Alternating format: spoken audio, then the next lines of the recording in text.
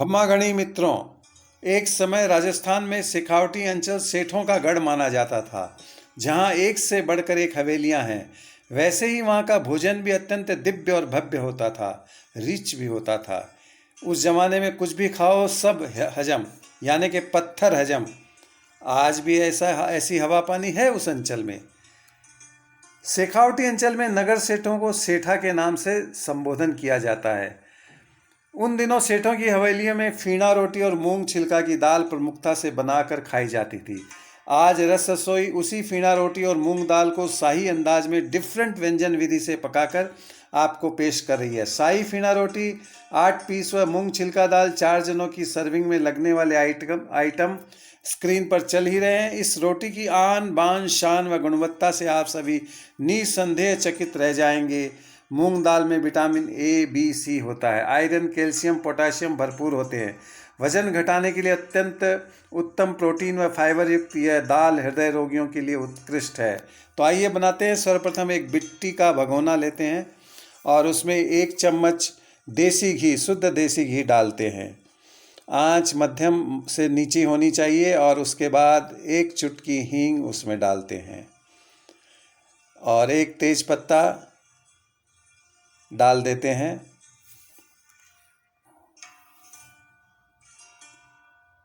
खड़े मसालों को हमें 1-2 मिनट तक भूनना है। अभी इसमें 2 इलायचियाँ हमने डाली हैं।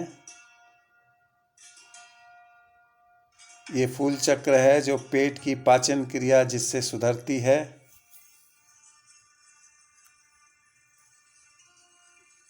अब इन मसालों को हम 1-2 मिनट तक पकने देंगे। भुनने के बाद थोड़ा हिला लेंगे और अब जो भिजी हुई मूंग छिलका दाल है वो इसमें डाल देते हैं। जब भी मिट्टी के बर्तन में पकाएं, आंच सदैव मंदी या थोड़ी मध्यम रखें। अब हम जो हमारा ये दाल भिजोई थी वो स्टॉक जो पानी का था वो इसमें डाल देते हैं और सेंधा नमक स्वादानुसार डालकर इसे हम ढक्कन को ढक देना है और 5 से 10 मिनट पकाना है। बीच बीच में आप देखते रहे, 10 मिनट कम से कम। अब बीच में 5 मिनट में 1 टीस्पून काली मिर्च डाल के फिर ढक देते हैं। अब हम आटे को गूँथेंगे। 2 कप सरवती गेहूं का आटा लेते हैं।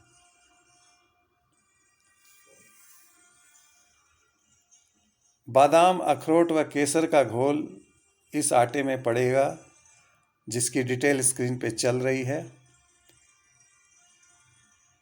ये फ्रूट सोडा 1 चुटकी हम डालेंगे इस आटे में।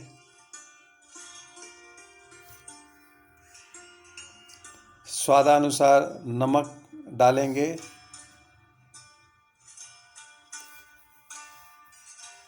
अजवाइन, जो ये शक्कर बूरा 2 चम्मच हम डाल देते हैं। आप गुड़ भी डाल सकते हैं, चीनी भी डाल सकते हैं, शक्कर बूरा भी डाल सकते हैं।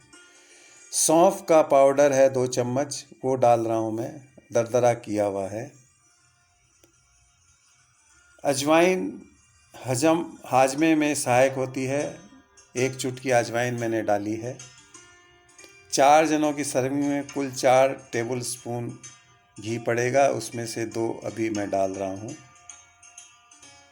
यानी कि प्रति व्यक्ति 1 चम्मच, जो कि स्वीकार्य सीमा है।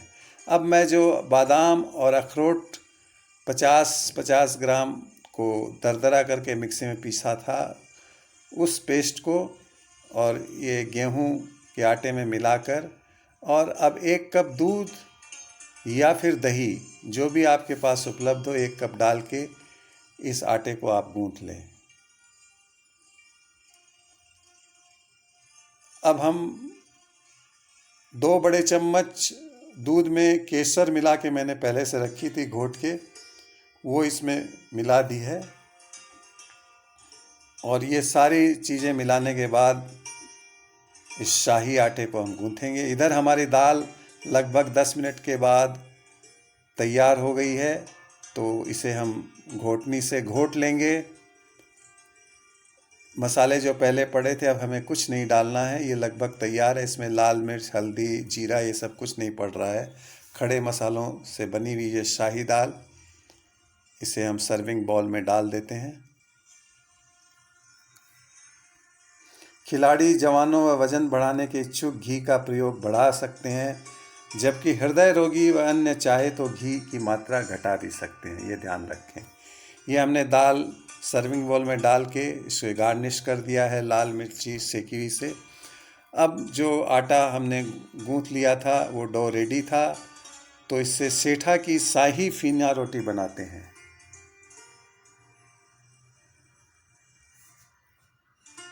इस रोटी की बेलने की यह विधि है। इसे पहले आप गोल गोल बेल लें और उसके बाद रोटी के ठीक बीच में एक हल्का सा छिद्र बनाएं और रोटी को छिद्र बना के इस तरह आप रिवर्स में रोल बैक करते रहें चारों तरफ से। रोल बैक करके एक तरफ से इसे तोड़ के इसे थोड़ा खींच के लंबा करें और फिर जलेबी की तरह इसे घुमा के इसका लोया बनाएं, जिससे कि ये मल्टी लेयर खस्ता और क्रिस्पी बनेगी। फीना रोटी परतदार ज़बरदस्त बनेगी साथियों। खाने के समय बनाने के बाद ही आपको समझ में आएगा। ये देखिए, अब हमने रोल करके जलेबी की तरह इसका फिर लोया बनाया और फिर इसे हम बेल रहे हैं। खिलाड़ी और नौजवान इस रोटी को, जो वज़न बढ़ाने के इच्छुक हो, वो भी इस रोटी को खा सकते हैं। अब हम तवा पर मध्यम आंच पे इस रोटी को सेकेंगे। आंच इसमें मध्यम रहनी, ताकि मध्यम आंच में सीखे धीरे धीरे। रोटी इतनी रेशमी, मखमली और मुलायम है कि इसे बड़े ही आराम से पकाएं, वरना टूटने का भी डर रहता है। ये देखिए, इतनी नरम है, ये हल्की सी टूट गई है। इसमें सौंफ, अजवाइन ये सब गिरी है, वो आपको मालूम ही है। अब इसको धीरे से सेक लें। साथियों, इस रोटी में घी, अखरोट, बादाम, दूध पड़ा है। अब हम इस रोटी, ये लगभग सिक गई है, तो इसे हम उतार कर इस पर घी लगाएंगे। ये घी के बारे में मैं इतना ही कहूँगा कि आप जितना हजम कर सकते हो, आपको जितनी प्रेस्क्राइब लिमिट है। हाँ, जो नौजवान साथी हैं, जो गेम खेलते हैं, जिन्हें वज़न उठाना है, जिनकी पाचन क्रिया मजबूत है, वो अपने इच्छा अनुसार घी खाएं। वरना बाकी लोगों को मैं यही कहूँगा कि 1 चम्मच से ज़्यादा टोटल घी आपका ना हो, 1.5 भी चलता है। अब देखिए, हमने घी लगाया, घी अभी और लगेगा इसके ऊपर। ये हमारी फीना रोटी तैयार हो गई है, ज़बरदस्त। और ये हमने इसको दाल और आंवले की चटनी के साथ परोस दिया है। साथियों, रस रसोई की रेसिपियाँ अगर आपको पसंद आई तो फिर इंतज़ार किस बात का। लाइक करते हुए आज से ही बनाकर खाना पीना शुरू कर दीजिए, तथा साथ साथ इस लिंक को ज़्यादा से ज़्यादा शेयर करें, ताकि और लोग भी लाभान्वित हो सकें। पाचन में सुधार करती है, मधुमेह को नियंत्रित करती है, कोलेस्ट्रॉल को कम करती है। नमस्कार, प्रणाम, और अगली बार एक और पावरफुल डिश के साथ फिर मिलेंगे।